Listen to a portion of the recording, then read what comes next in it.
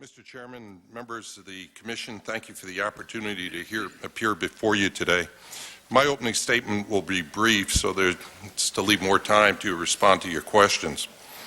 I was the first director of the Mayor's Office of Emergency Management in New York City.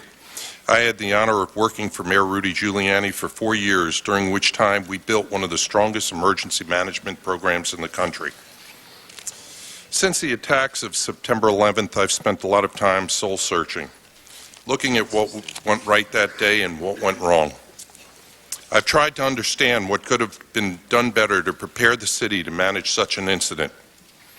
I've looked back and wondered what could have reduced the loss of lives among the ranks of our valiant heroes from the police, fire, and emergency medical services. I've also thought heavily about what, if anything, could have been done to minimize the loss of life of innocent civilians. Let me begin by saying that I believe that New York was the most prepared city in the United States. We worked for 4 years to build an emergency response system that could manage almost any crisis. We were recognized nationally and internationally for the work we did, and were used as a model by cities all over the globe. Clearly, the foundation for what we built was central to the city's response on September 11th. All the planning and training, all the efforts to ensure that agencies and people knew their roles, a mayor that was personally involved in many of the drills that we ran, and who also sent a clear message to all agencies that emergency preparedness was one of his top priorities, paid off during an attack that was almost unthinkable in its horror. Because of this effort, the city was able to continue to function and respond the way it did.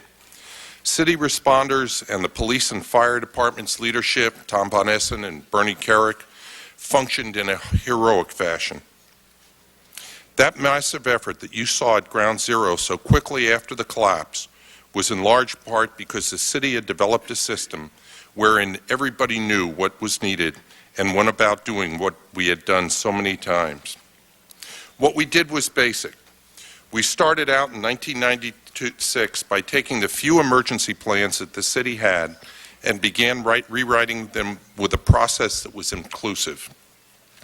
Any agency at the city, state, or federal level, or any utility or entity in the private sector that had any possible responsibility for managing or assisting in the mitigation of a particular emergency was invited to our planning meetings. The plans were written and distributed to all agencies for review. Once a plan was completed, we did tabletop exercises to test the plans and modified them based on the outcomes of the exercise. We attempted to do a tabletop or field exercise every 8 to 12 weeks. We also held comprehensive field and command post exercises to test our chemical and biological response plans. New York was the first city in the nation to develop a biological terrorism response plan and to have a tabletop exercise to test it. We held the nation's largest chemical terrorism exercises, as well as the first infrastructure exercise to look at the impact on the city when confronted with the loss of components of our critical infrastructure. In 1996, we began planning for terrorist events in a far more detailed way than the city had ever done before. We started out by looking at threats. Most of the information we received was from open source documents, as we could not get any information from any law enforcement or intelligence agency. As we looked at threats, particularly from biological and chemical agents, we broke the incidents down to their components and defined what was needed to respond to each part of an evolving incident. Long before any federal funds were available, and we did request $20 million from the federal government in 1997 and received $300,000. I approached the mayor and asked for funding to enhance our efforts. Without hesitation, he approved over $10 million. We began to buy antidotes, decontamination equipment, and specialized containment vessels for extremely hazardous materials. I must say, though, as we did our planning and looked at what we thought was every type of event that could strike New York City, we never looked up. We looked at every conceivable threat that anyone on the staff could think of, be it natural or intentional, but not the use of aircraft as missiles. We never received any intelligence telling us that this was a threat. A central component of our planning effort was to define an incident command system. Mayor Giuliani wanted a clear line of authority and one agency that was responsible for the management of the incident. As we continued to plan, we attempted to get the police and fire departments to communicate on both a common radio frequency at hazardous materials events and on an 800 megahertz frequency at major emergencies. We were unable to get the two groups to share a common frequency at hazardous materials emergencies, and the 800 megahertz radios were rarely used.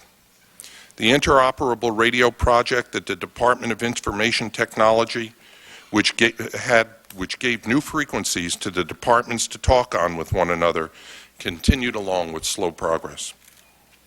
As I look back at September 11th, I see our inability to get the departments to talk with one another on a common frequency and at a single command post as our single greatest problem in preparedness. The fundamental issue, though, is not just radios. It's two agencies doing the same job. We had also not planned for the chaos that follows the loss of command structure of the fire department and hundreds of members of the police departments and fire departments. No one had ever conceived of this as an issue that we would face.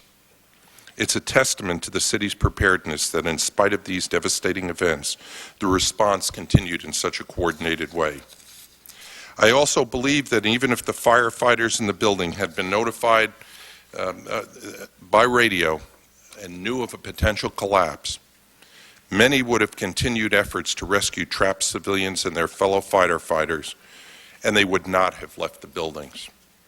Likewise, many of the police officers in the building would have stayed knowing that civilians and fellow officers were in harm's way. That's the nature of these selfless men and women. Let me conclude by saying that as horrific as the events of September 11th were, they were limited in scope and geography. The next incident may well involve simultaneous attacks in a single or multiple cities, the use of chemical or biological agents, or the use of a nuclear device.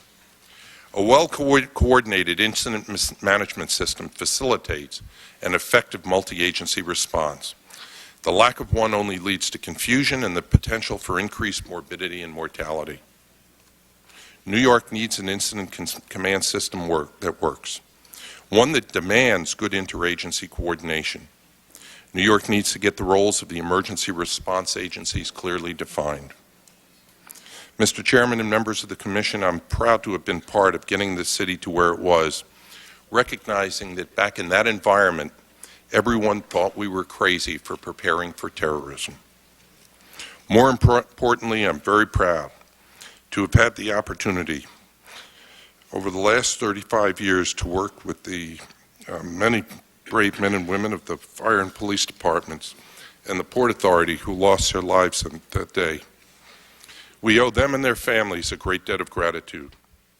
I'll never forget them and what they did and gave that day. Thank you.